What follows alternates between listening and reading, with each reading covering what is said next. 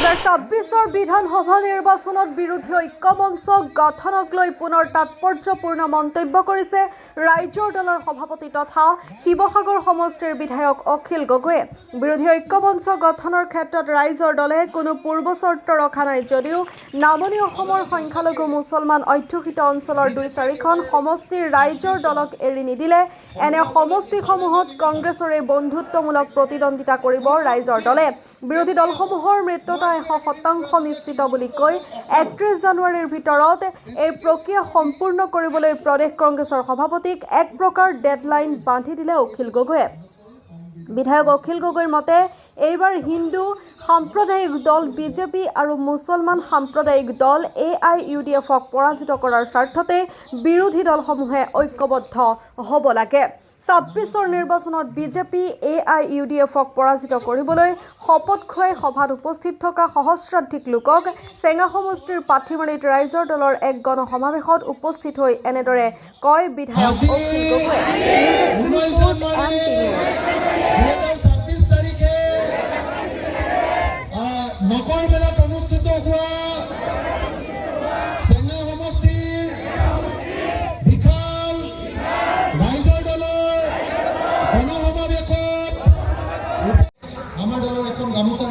সেলিমা আহমেদ ভণ্টি মোৰ ভণ্টিয়ে হ'ব সেলিমা আহমেদ ভণ্টিক মই আদৰণি জনাইছোঁ।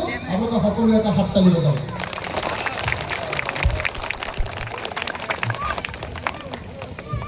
আৰু এজন আছে সাইদুৰ ৰহমান কংগ্ৰেছ দলৰ পৰা আহিছে।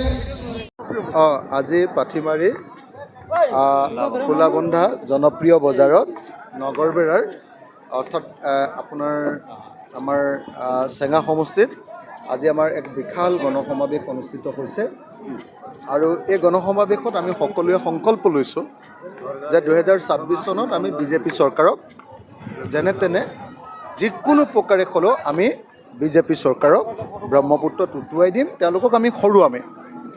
আৰু অসমৰ সংখ্যালঘু ৰাইজে আজি সংকল্প লৈছে যে যদিহে সঁচাকৈ বিজেপি চৰকাৰক হৰুৱাব লাগে, হিন্দু সাম্প্ৰদায়িক দল বিজেপি হৰুৱাব লাগে, তেতিয়াহ'লে সংখ্যালঘু ৰাইজেও মুছলমান সাম্প্ৰদায়িক দল AIUDFক বিদায় দিব লাগে। আজি সেইকাৰণে নগৰবেৰাৰ এই মিটিংখনৰ প্ৰধান বৈশিষ্ট্যটো হ'ল যে ইয়াৰ ৰাইজে সিদ্ধান্ত গ্ৰহণ কৰিছে যে 2026 চনত হিন্দু সাম্প্ৰদায়িক দল বিজেপি আৰু মুছলমান সাম্প্ৰদায়িক দল AIUDF এই দুয়োটা দলকে এইবাৰ বিদায় দিব আৰু এই দুয়োটা দলকে পৰাজিত কৰি আমি অসমত এখন সংহতিৰ অসম, ঐক্যৰ অসম, একতাৰ অসম আৰু ধৰ্মনিৰপেক্ষ অসম এখন গঠন কৰিম, এই সিদ্ধান্তই আজি গ্ৰহণ কৰিছে। মিত্ৰতা হ'ব নাই? মই ভাবোঁ মিত্ৰতা 100% হ'ব। মিত্ৰতা সম্পৰ্কে আমাৰ লগত কংগ্ৰেছ দলৰ নেতৃত্বৰ কথা বাৰ্তা হৈ আছে আৰু মই মোৰ আশা যে 31 জানুৱাৰী 2026 তাৰিখৰ ভিতৰত আমাৰ বিৰোধী দলবিলাকৰ মিত্ৰতা সমাপ্ত হওক। তাৰ কাৰণে মই বিশেষভাৱে কংগ্ৰেছ দলক অনুৰোধ জনাইছোঁ, কংগ্ৰেছ দলৰ প্ৰতি আহ্বান জনাইছোঁ যে আমি যিমান সোনকালে পাৰোঁ আমি বিৰোধী দলবিলাকৰ মিত্ৰতা কমপ্লিট কৰি দিব লাগে। কোনে কোনটো বিধানসভা সমষ্টিত ইলেকশ্যন খেলিব এই সিদ্ধান্ত আমি গ্ৰহণ কৰিব লাগে আৰু এই সিদ্ধান্ত গ্ৰহণ কৰিবৰ কাৰণে মই কংগ্ৰেছ দলৰ সভাপতি আপোনাৰ গৌৰৱ গগৈ ডাঙৰীয়া আৰু কংগ্ৰেছ দলৰ এইবাৰৰ যিসকল নিৰ্বাচনৰ তত্ত্বাৱধায়ক আহিছে তেওঁলোকৰ স্থায়ী তত্ত্বাৱধায়ক জিতেন্দ্ৰ সিং ডাঙৰীয়া আৰু ৰাহুল গান্ধী ডাঙৰীয়াক মই আহ্বান জনাইছোঁ যে যিমান সোনকালে পাৰি সিমান সোনকালে আমাৰ এলায়েন্সৰ ছিটবিলাক বিতৰণ হৈ গ'লেহে আমি বিজেপিক পৰাভূত কৰাটো সহজ হ'ব। গতিকে অতি সোনকালে এলায়েন্সৰ ছিট বিতৰণ সমাপ্ত কৰিবৰ কাৰণে মই কংগ্ৰেছ দলক আহ্বান জনাইছোঁ। আসনক লৈ কিবা দাবী থাকিব নেকি আপোনালোকৰ? একচুৱেলি আমাক কেইখন আসন লাগিব এই কথাটো ইতিমধ্যে তেওঁলোকক আমি আসনৰ তালিকাখিনি দি দিছোঁ। আমাক কোনখন আসন লাগিব সেইটো আমি কৈ দিছোঁ। সংখ্যাটো ক'ব পাৰিব নেকি? কিন্তু সংখ্যাটো মই ক'ব নোৱাৰিম কাৰণ এইটো এটা ছিক্ৰেট।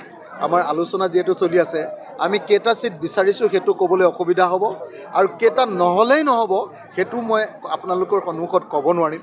কাৰণ এইটো হ'ল আপোনালোকে জানে যে এলায়েন্সৰ এটা নীতি থাকে যে যেতিয়ালৈকে এটা স্থিৰ সিদ্ধান্তত নাহে তেতিয়ালৈকে এই কথাটো কোৱাটো উচিত নহয়। বাকী কথাবিলাক মই কৈছোঁ, নীতিগত যিকেইটা কথা ক'ব লাগে সেইখিনি কৈছোঁ, যে এইবাৰ এলায়েন্স হোৱাটো খাটাং আৰু এইবাৰ আমি সকলোৱে মিলি বিজেপিক পৰাভূত কৰাটো খাটাং। যদি আপুনি সমষ্টিৰ বিধায়ক আশ্ৰাফুল হুছেইনে আপোনাক সমালোচনা কৰিছে যে আপুনি বিজেপি আৰু হিমন্ত বিশ্ব শৰ্মাৰ এজেণ্ট হৈ কাম কৰি আছে। মই মানে আশ্ৰাফুল হুছেইনক এটাই কথা ক'ব খোজোঁ, আশ্ৰাফুলে নিজে মুখ ফুটাই কওকচোন যে যোৱা ৰাজ্যসভাৰ নিৰ্বাচনত AIDFৰ কোনে কোনে বিজেপিক ভোট দিলে।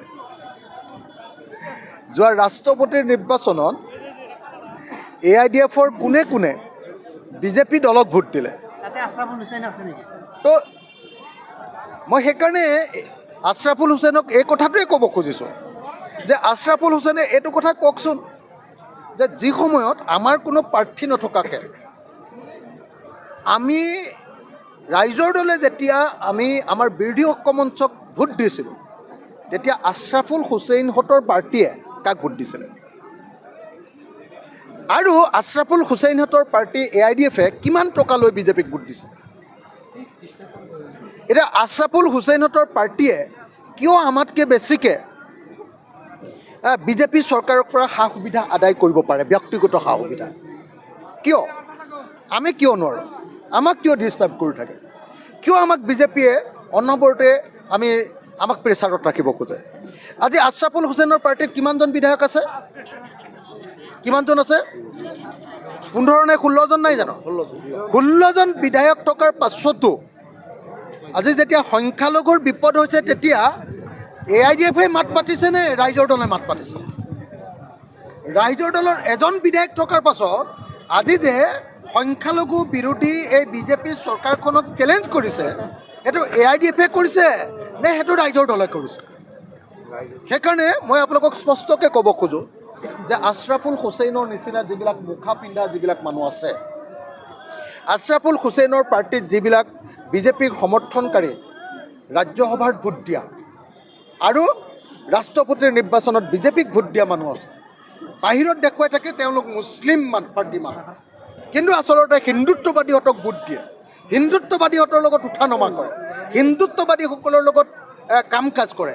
আৰু আপোনালোকে দেখিব যেতিয়া মোক গালি পাৰি থাকে হিমন্ত বিশ্ব শৰ্মাই, তেতিয়া AIDFৰ বিধায়কবিলাকে হিমন্ত বিশ্ব শৰ্মাক সমৰ্থন কৰি মূৰ দুপৰীয়াই থাকে, হাঁহি থাকে, টেবুলত ঢকিয়াই থাকে।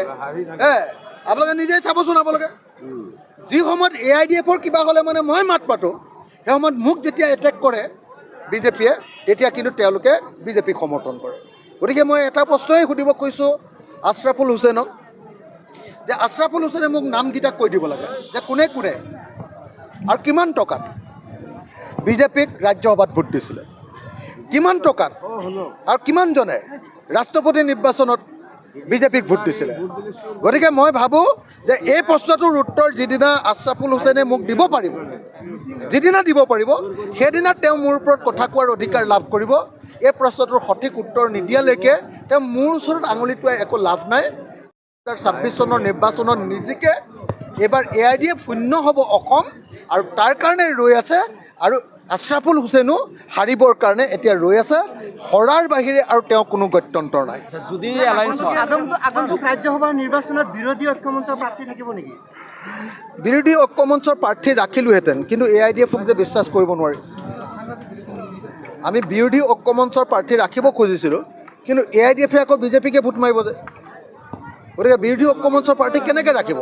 সিহঁতে পইচাত বিক্ৰী যায়, সিহঁতে হিমন্তৰ ওচৰত বিক্ৰী যায়, সিহঁতে কাম কাজত বিক্ৰী যায়, এনেকৈ বিভিন্ন ধৰণে বিক্ৰী যায় কাৰণে আমি কোনোপধ্যে আজি AIDFৰ ওপৰত কোনো অসমৰ মানুহ কোনেও বিশ্বাস কৰিব নোৱাৰে। আমি যেনেকৈ ৰাইজৰ দলে নোৱাৰোঁ, ঠিক তেনেকৈ কংগ্ৰেছে নোৱাৰে, ঠিক তেনেকৈ সংখ্যালঘু ৰাইজে নোৱাৰে। অসমৰ কোনো মানুহে আজিৰ দিনটোত AIDFক বিশ্বাস কৰিব নোৱাৰে। বদৰুদ্দিন আজমল ডাঙৰীয়াৰ চাবিটো, তলাৰ যিটো চাবি, সেইটো সকলোৱে জানে যে এই মুহূৰ্তত হিমন্ত বিশ্ব শৰ্মাৰ পেৰাত সোমাই আছে, হিমন্ত বিশ্ব শৰ্মাৰ বাকচত সোমাই আছে, হিমন্ত বিশ্ব শৰ্মাৰ পকেটত সোমাই আছে। গতিকে AIDFক লৈ কোনো মানুহ এতিয়া আশাবাদী নহয়। এইবাৰ AIDFে সদায় জিৰ' মাৰিব, নহ'লে কিবা কাৰণত ঘটনাক্ৰমে এক্সিডেণ্টেলি দুৰ্ঘটনাবশতঃ ক'ৰবাত এটা জিকিব পাৰে, নহ'লে এইবাৰ AIDFে 2026 চনৰ বিধানসভা নিৰ্বাচনত জিৰ' মৰাটো কাটা। আমি বহুত বেছি আসন বিচৰাই নাই, আমি একেবাৰে ন্যূনতম সামান্য আসন বিচাৰিছোঁ। আপোনালোকে সকলোৱে জানে যে ৰাইজৰ দলে নামনি অসমত ইচ্ছা কৰিলে সকলো আসনতে খেলিব পাৰে। আপোনালোকে সকলোৱে জানে যে উজনি অসমত ৰাইজৰ দলে ইচ্ছা কৰিলে সকলো আসনতে খেলিব পাৰে। আমাৰ বৰাক উপত্যকাতো সংগঠন আছে, আমাৰ পাহাৰতো সংগঠন আছে, আমাৰ গুৱাহাটী আৰু গুৱাহাটীৰ পাহাৰতো সংগঠন আছে। কিন্তু তাৰ পাছতো আমি একেবাৰে লিমিটেড ছিটত, সামান্য ছিটতহে আমি প্ৰাৰ্থিত্ব দাবী কৰিছোঁ। এইকাৰণে যাতে কংগ্ৰেছ দলে এটা পুৰণি পাৰ্টি হিচাপে তেওঁলোকে যাতে আমাৰ লগত এলায়েন্স কৰাৰ ক্ষেত্ৰত কোনো অসুবিধাৰ সন্মুখীন নহয়। আৰু এইবাৰ মানে আমি নিজৰ কাৰণে আসন অনাটো যিমান গুৰুত্বপূৰ্ণ, তাতকৈ বেছি গুৰুত্বপূৰ্ণ হ'ল এইবাৰ বিজেপিক বিদায় দিয়া। আৰু বিজেপিক বিদায় দিবৰ কাৰণে আমি সকলো ত্যাগ কৰিবলৈ প্ৰস্তুত আছোঁ। আৰু সেইকাৰণে মাত্ৰ সামান্য কেইখনমান আসনতে এইবাৰ আমি নিৰ্বাচন খেলিবৰ কাৰণে সিদ্ধান্ত গ্ৰহণ কৰিছোঁ। বাতৰি ওলাইছে আপুনি ৰাইজৰ দলৰ হৈ 40টা আসন বিচাৰিছে। নাই বিচৰা, কিমান নাই 40টাটো একেবাৰে বিচৰাই নাই। 40টা বিচৰা বুলি যদি কোনোবাই কৈছে, একেবাৰেই মিছা কথা, একেবাৰেই মিছা কথা যে আমি 40টা বিচৰা নাই, ইমান বেছি আসন বিচৰা নাই। আমি আচলতে আমাৰ যিটো শক্তি সেইমতে বিচাৰিব লাগিছিল, কিন্তু আমি বিচৰা নাই। এইকাৰণে যে আমি সকলোৱে লগ লাগি এইবাৰ বিজেপিক পৰাভূত কৰাটো আমাৰ দায়িত্ব। আমি কৈছোঁ যে সংখ্যালঘু এলেকাটো ৰাইজৰ দলক কেইটামান সমষ্টি দিব লাগে, কিন্তু কংগ্ৰেছে ভাবে যে নহয়, সংখ্যালঘু এলেকাৰ সমষ্টিকেইটা তেওঁলোকৰ বাপুতি সাহোন। গতিকে তেওঁলোকে সংখ্যালঘু এলেকাৰ সমষ্টিকেইটাৰ প্ৰতি মৰম বেছি দেখুৱাই আমাক এৰি দিব নোখোজে। সেইকাৰণে মই মাজে মাজে কওঁ, যদি কংগ্ৰেছে আমাক এটাও সংখ্যালঘু সমষ্টি এৰি নিদিয়ে, তেতিয়াহ'লে সংখ্যালঘু এলেকাত আমি বন্ধুত্বমূলক ফ্ৰেণ্ডলি ইলেকশ্যন খেলোঁ আহক। কিন্তু সেইটো চৰ্ত সাপেক্ষেহে কওঁ আকৌ দেই। আমি মাত্ৰ সামান্য 2-4টা যেতিয়া সমষ্টি বিচাৰোঁ, সেইটোতো যেতিয়া বিৰোধিতা কৰে, সেইটোতো বিৰোধিতা কৰোঁতেহে আমি কওঁ যে তেতিয়াহ'লে আমি বন্ধুত্বপূৰ্ণ খেলোঁ আহক। নহ'লে কিন্তু আমি বিচাৰোঁ যে সংখ্যালঘু সংখ্যাগুৰু সকলোতে আমি আসন ভাগ বিতৰণ কৰি খেলোঁ আৰু একেলগতে এইবাৰ বিজেপিক পৰাভূত কৰিব খোজোঁ।